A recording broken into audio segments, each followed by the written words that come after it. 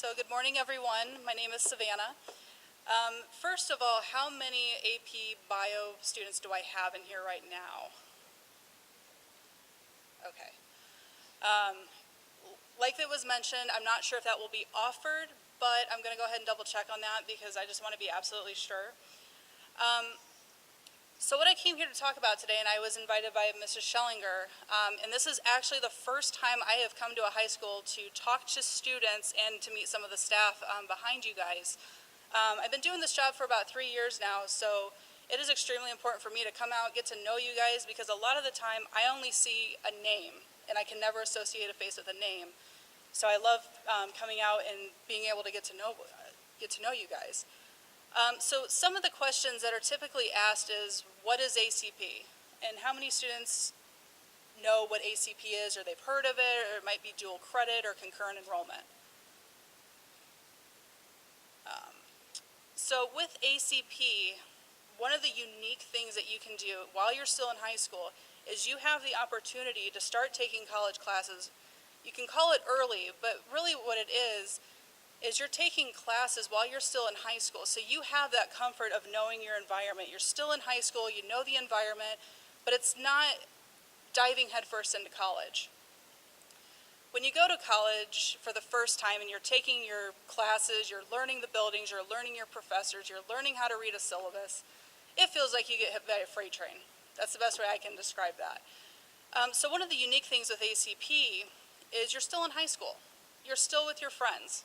You're still living with family, or you're living with friends, however your living arrangements are. So you're in a more comfortable environment. And a lot of the time when you take an ACP class, there's some prerequisites that you need to do in order to be eligible to do that. One of the things that we look for is how solid are you academically? So I'm pretty sure you guys are on a 4.0 scale.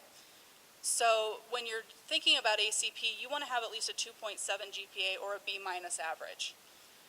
The other thing to keep in mind too is when you're looking at the classes, and I know right now the current offerings are chemistry and mathematics courses, is to make sure that you succeed in those classes, that you have the foundational classes to build upon so you can learn the new information and apply that toward your degree plan. And how many of you are thinking about going to college? Okay. Anyone who's thinking about going into a specific trade? Okay.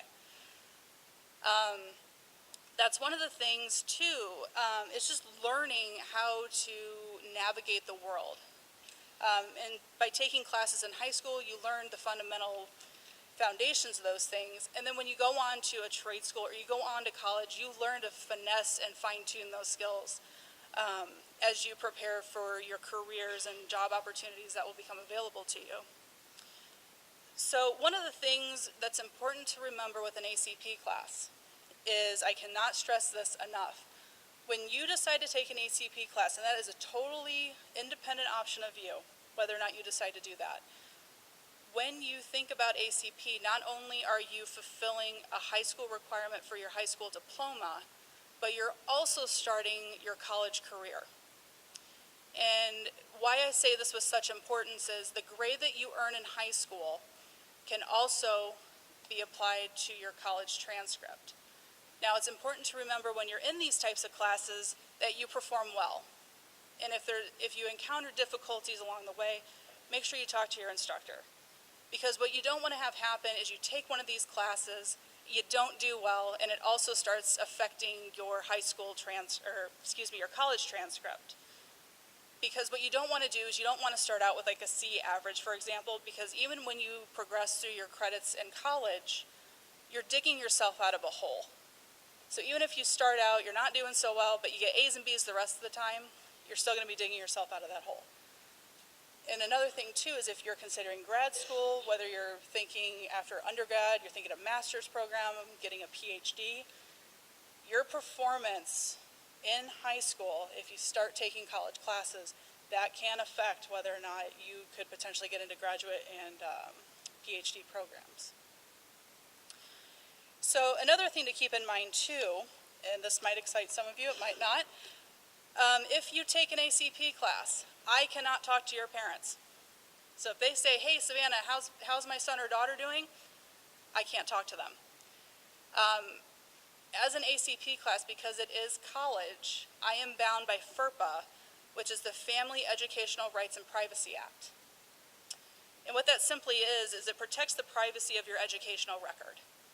So if mom or dad calls me, I can't confirm that you're enrolled, I can't talk about your performance, I can't discuss anything with them. The only person I can talk to is you. Now, there is the potential for third-party access. That gets to be a little bit tricky sometimes, depending on the situation. But as a default, if a parent calls me, I can't talk to them. What I try to do is I try to be a very easy person to talk to. And the nice thing, too, is now that you're seeing who I am, if you need to call or email me, you know who you're talking to. I'm not just one of those people behind a computer, so to speak. A lot of my job actually is behind a computer, so coming out here today is an awesome experience because it helps me get to know who our students are. And with this high school included, we have, in the service area that I do, we have approximately 30 high schools who have students who are interested in ACP or taking those classes. In total, I would estimate we range between 1,500 and 1,800 students. So I am responsible for each and every one of you to make sure that if there are questions or you're not sure about something, that I get those questions and everything answered for you, because I don't ever want there to be any frustration that you're having or that question still kind of just brews in the back of your mind. That's one thing when I was a high school student going into college, I always had a ton of questions, but I didn't feel like I could ever really talk to anyone. So my door is always open. If you have any questions, you can call or email me. Most of my correspondence is through email, unfortunately. I think we're even starting to lose the telephone through text messaging. So another question that will probably pop up really quickly is, how much does this all cost? With ACP, 1 credit hour is $25. So for your chemistry class, for example, the class and the lab is 5 credit hours. So that total cost is only $125.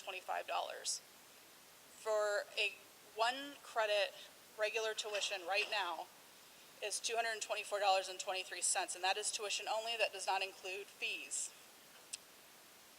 So if you are a free or reduced lunch recipient, that cost will potentially go down to $0 for you. And it's a great way too, and I know this has been a lot of discussion, is the student load debt. A lot of people I know and I've gone to school with, they have well over $40,000 in debt. And that can be absolutely crippling when you're starting out in your life and you're trying to get a career established and you're trying to move up in the world. So this kind of helps mitigate some of those costs if you decide to do that. And I know with the student loans and everything, with the interest rates, those can start to get really high as well, and they can start to add up and kind of cripple you down a little bit. So, is there any questions that anyone has yet? Okay. One other point that I want to mention is when you think about taking a class, what you want to think about is whether or not that class will transfer to the college of your choice. Most of our classes do. However, I always recommend to students, hey, take a minute. If you know what college you're wanting to go to, whether it's Purdue, Notre Dame, Ohio State, Florida State, wherever it may be, take a minute to call the admissions offices and say, hey, I'm a student right now that's in high school. I'm taking this class through IU South Bend. What does the transferability look like? Because ultimately what you don't want to have happen is you end up taking a class, you spend all of this time and effort in doing it, but it only transfers as, say, maybe an elective to complete your degree plan. So, but yeah, if there's any questions at all, just feel free to ask. I try to keep this as brief as I could because I know I can really start talking a lot, and I want to make sure that there's time. If there's any questions, I go ahead and address those today.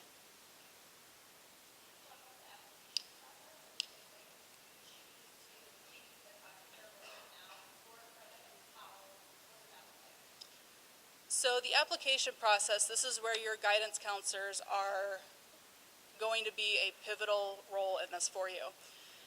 So what typically happens is, if you go ahead and elect to go ahead and take the class as ACP, you want to let your guidance counselor know right away. Because what will happen is the guidance counselor will then send information to IU, and then IU will go ahead and do a lot of the background work for you. And then once you're approved and everything to go ahead and take that class, you'll set up an account, which can take maybe about 15 minutes to do. But your guidance counselor is the first person you want to talk to at your school. If you're not sure, you're like, hey, I'm looking at this class, I'm not really sure about it, talk to them about it. Because registration for this does not start until mid-September. And there is the option, if you start taking it and you're just like, this isn't going to work out for me, let them know right away. Because we want to go ahead and address that as soon as possible. Because what we don't want to have happen is you take the class, it doesn't work out, you're not getting a good grade, and then you're stuck with that grade. Or you take the class, you're not really sure about it, and then you get a W on your transcript. W grades and low grades, while the W doesn't really affect your GPA, it can really start affecting your financial aid possibilities in the future.